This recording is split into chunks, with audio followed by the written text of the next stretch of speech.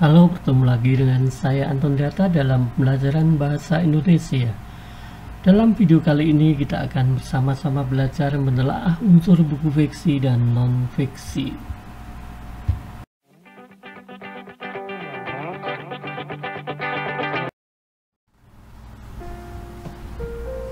Kalian tentu pernah membaca buku. Nah, apakah manfaat membaca buku? Membaca buku mempunyai beberapa manfaat, diantaranya sebagai sarana hiburan di waktu luang, bacaan pengantar tidur,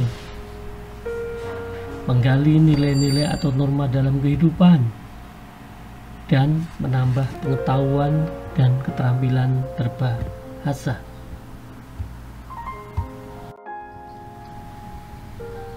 Nah, pada kali ini kita akan menelaah unsur pembangun buku fiksi. Pernah kalian merasa tertarik dengan buku fiksi? Hal apakah yang membuat kalian merasa tertarik? Ya, kemenarikan sebuah buku fiksi bisa disebabkan oleh karena isi cerita, pelaku cerita, jalan cerita, latar cerita, serta persoalan dalam cerita. Dalam buku fiksi, hal-hal itu disebut dengan unsur intrinsik.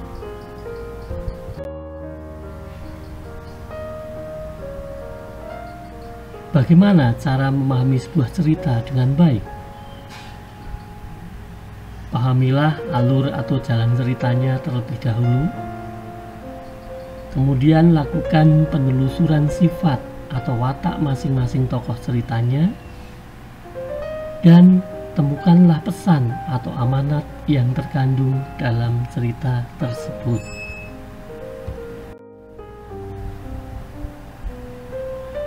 Apakah unsur intrinsik buku fiksi itu?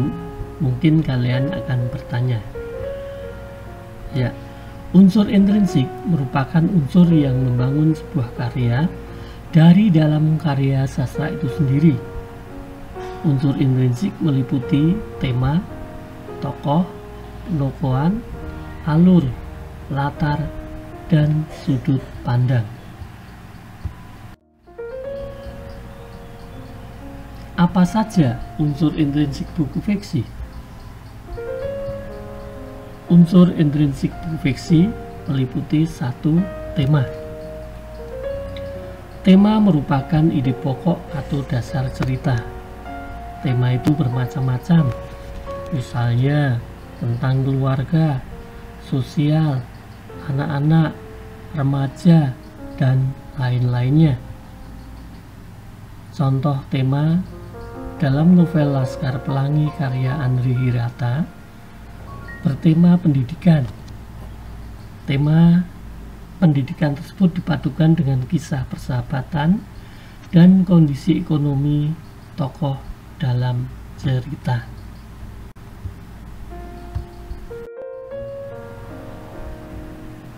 Yang kedua, tokoh. Tokoh adalah mereka yang berperan dalam sebuah cerita. Ada tokoh protagonis, tokoh antagonis, dan tokoh tritagonis. Contoh,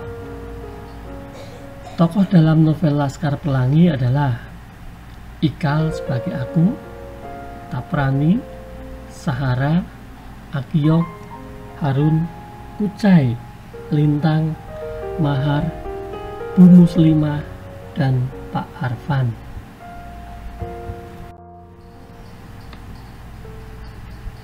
Tiga, penokohan. Penokohan adalah bagaimana pengarang memberikan ciri watak atau karakter pada tiap-tiap tokoh. Contoh penokohan dalam Laskar Pelangi adalah A. Ikal digambarkan sebagai tokoh yang lumayan pandai. B. Taprani, tokoh yang memiliki karakteristik tampan, rapi, perfeksionis, lumayan pintar, pendiam, santun, berbakti pada orang tua, dan manja. C. Sahara digambarkan sebagai tokoh yang bertubuh ramping, berjilbab rapi, pintar, perhatian, namun temperamental, ketus, skeptis, dan tidak mudah untuk diyakinkan.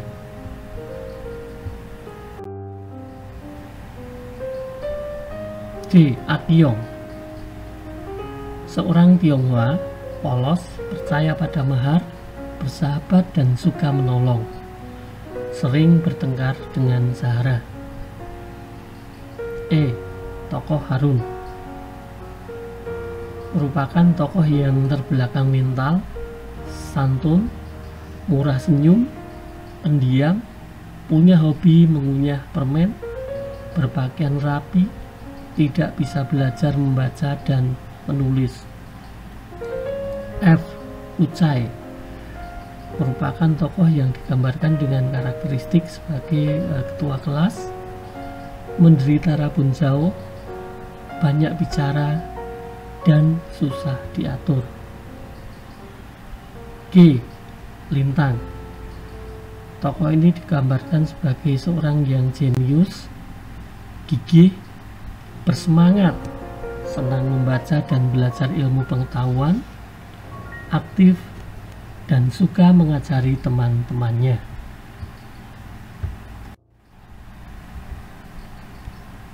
H. Mahar. Tokoh mahar digambarkan sebagai tokoh yang memiliki bakat seni, imajinatif, dan kreatif, berwajah tampan dan berpikiran aneh menurut teman-temannya. I. Bu Muslimah adalah tokoh yang merupakan seorang guru yang gigih mengajar, berdedikasi pada pendidikan, berwajah cantik dan menyukai bunga, berpikir progresif dan menerima ide baru, serta sabar dan baik hati. Dan yang J. Pak Arfan. Tokoh sebagai kepala sekolah, berdedikasi terhadap dunia pendidikan.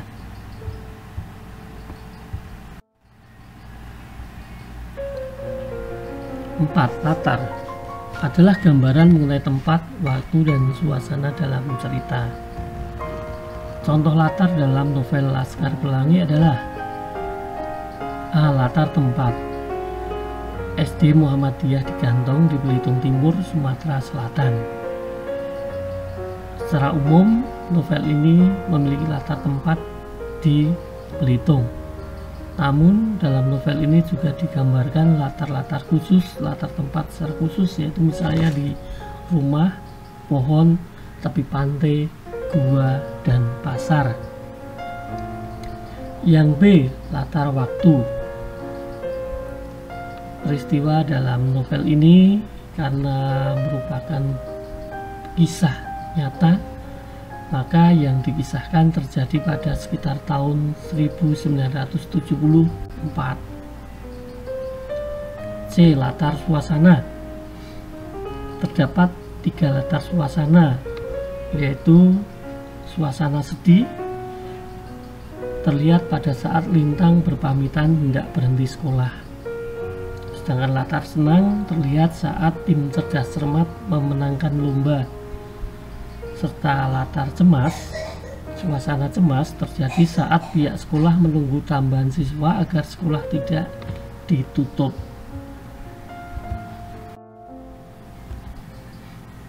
Kelima, alur atau plot. Merupakan jalan cerita, urutan jalannya cerita yang merupakan rangkaian peristiwa demi peristiwa yang disusun sedemikian rupa. Ada alur maju progresif, alur mundur regresif, dan alur campuran. Contoh alur dalam Laskar Pelangi. Pengenalan cerita. Cerita diawali dengan dibukanya penerimaan murid baru di SD Muhammadiyah yang ada di Desa Gantong, Kabupaten Gantong, Belitung Timur, Sumatera Selatan. Sebuah daerah yang kaya dengan tambang timah. Belitung menjadi tempat penambangan timah terbesar dan menghasilkan banyak keuntungan. Meskipun begitu, kehidupan di sana terkesan terkotak-kotak antara yang kaya dan yang miskin. menuju terjadinya konflik. Dalam novel Laskar Pelangi ini banyak bermunculan masalah atau konflik. Konflik pertama muncul saat suasana mulai tegang karena ternyata pendaftaran tidak mencukupi batas minimal siswa yang disyaratkan oleh Depdikbud Sumsel. Apabila calon siswa yang mendaftar kurang dari 10 anak, maka SD Muhammadiyah harus ditutup.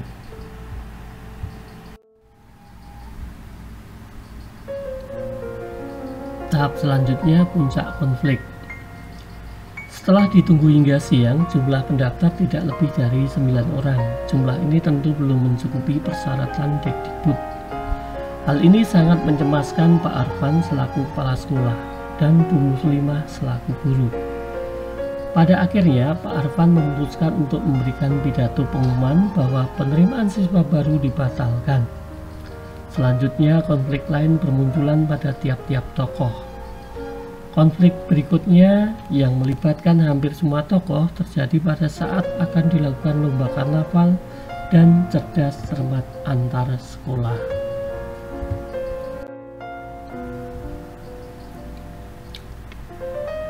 Tahap alur berikutnya yaitu penyelesaian. Saat Pak Arfan akan memulai pidato untuk membatalkan penerimaan siswa baru di SD Muhammadiyah, muncul seorang ibu untuk mendaftarkan anaknya yang bernama Harun. Kedatangan Harun dan ibunya ini membuat lega Pak Arfan, Bu Muslimah, dan para calon siswa juga orang tuanya. Kehadiran Harun menggenapi jumlah siswa sehingga SD Muhammadiyah tersebut terhindar dari penutupan. Meski dengan perlengkapan yang seadanya, sekolah pun memulai kegiatan belajar. Pada saat akan mengikuti karnaval sekolah, keikutsertaan SD Muhammadiyah sempat menjadi bahan perdebatan karena ketidakadaan dana dan sikap pesimistis. Meskipun begitu, Bu Muslimah bersikeras untuk mengikutsertakan murid-muridnya.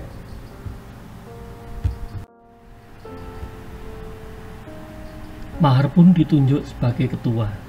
Dengan ide cemerlang dan kreativitasnya, Mahar berhasil mengiring teman-temannya merebut piala kemenangan. SD Muhammadiyah kembali mengikuti perlombaan, yaitu cerdas cermat. Bu Muslimah, Ikal, dan kawan-kawan sempat dibuat khawatir karena saat perlombaan akan dimulai, lintang, ujung tombak tim mereka belum juga tiba. Akhirnya lintang pun tiba meskipun hampir terlambat. Pada awalnya SD Muhammadiyah tertinggal angka melawan SDPN dan SD Negeri. Pada saat memasuki soal yang berkaitan dengan angka, SD Muhammadiyah dapat mengejar ketertinggalan dan berhasil merebut sebagai juara.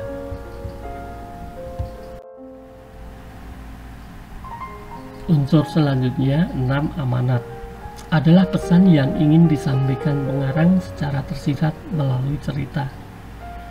Contoh, amanat dalam novel Laskar Pelangi adalah: A. Jangan cepat menyerah pada keadaan atau jangan cepat putus asa. B. Jauhkanlah sifat pesimistis. C. Bersikaplah ikhlas dan berdedikasi di dalam menjalankan tugas.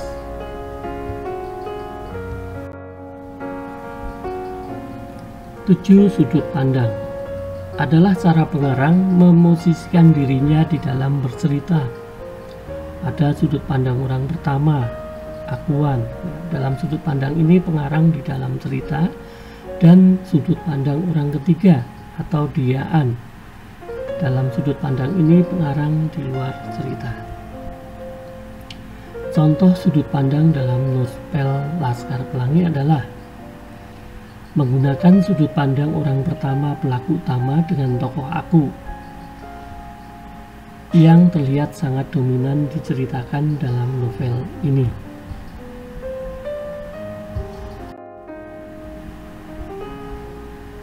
Selanjutnya, menelaah unsur buku non-fiksi. Unsur buku non-fiksi berbeda dengan unsur buku fiksi. Buku fiksi terdiri dari unsur intrinsik, tema, tokoh, alur, latar, amanat, dan sudut pandang. Sedangkan unsur buku non-fiksi terdiri atas judul, kata pengantar, daftar isi tiap-tiap bab, dan subbab. Tiap unsur dalam buku non-fiksi saling berhubungan secara logis dan mendukung sehingga membentuk satu kesatuan isi buku yang tersusun secara sistematis.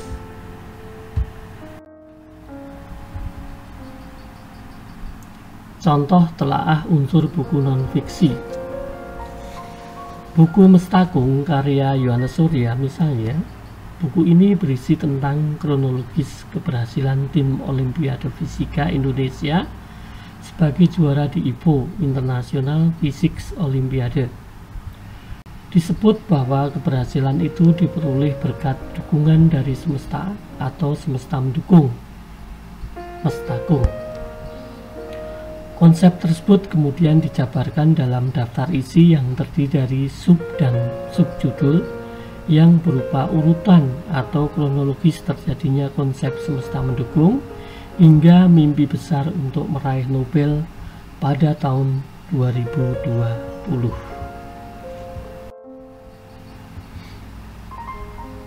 Hubungan unsur buku Mestakung. Kita akan melihat isi untuk masing-masing babnya. Bab 1 memaparkan bahwa Mestakung berawal dari fenomena fisika. Bab 2, ide atau konsep Mestakung sebagai dasar pembimbingan tim Olimpiade Fisika berawal dari suatu betulan. Bab 3, pertandingan pertama dalam IPO pertama setelah menerapkan Mestakung. Bab 4, Mestakung belum bisa diterapkan secara maksimal karena butuh waktu. Bab 5, pemahaman Mestakung seperti dalam persimpangan belum ada titik temu.